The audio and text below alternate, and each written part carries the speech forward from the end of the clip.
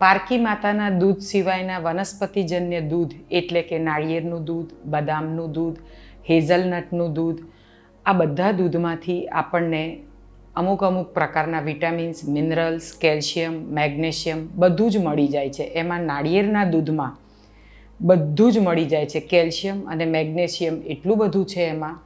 લોકો કહે છે કે દૂધમાં કેલ્શિયમ છે, પણ આજનું દૂધ યોગ્ય નથી, કારણ કે પ્રાણીઓને ઓક્સિટોસિનના ઇન્જેક્શન આપીને જે દૂધ કાઢવામાં આવે છે એનાથી જ આજે ઘર દીઠ ડાયાબિટીસ અને કુટુંબ દીઠ કેન્સર છે.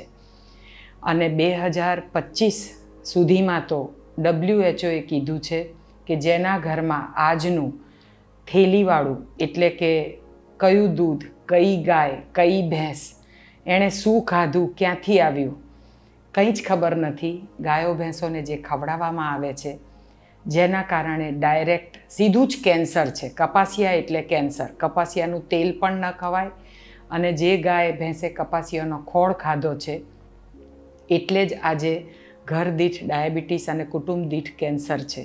જન્મ કુંડળીમાં કોઈ પણ રોગ લખેલા નથી હોતા. આ તમામ રોગ ખોટા ભોગનું પરિણામ રોગ છે. અને ગુરુજીએ જે આ ભોજન પ્રથા આપી છે એ એટલી સરળ અને સુલભ છે કે કોઈ પણ ગરીબ વ્યક્તિ હોય તો પણ ખાઈ શકે, કારણ કે સિઝનલ ખાવાનું છે. કેળાની સિઝનમાં કેળા ખાઓ, દૂધીની સિઝનમાં દૂધીનો રસ પીવો. એટલું બધું આસાન. કોઈ પણ પ્રાણી કેમ બીમાર નથી પડતું, કોઈ પણ પ્રાણીને કેમ વેક્સિન નથી લેવી પડતી, જ્યારે મનુષ્યને જ કેટલી જાતના રોગ થાય છે કંઈ ખબર જ નથી પડતી.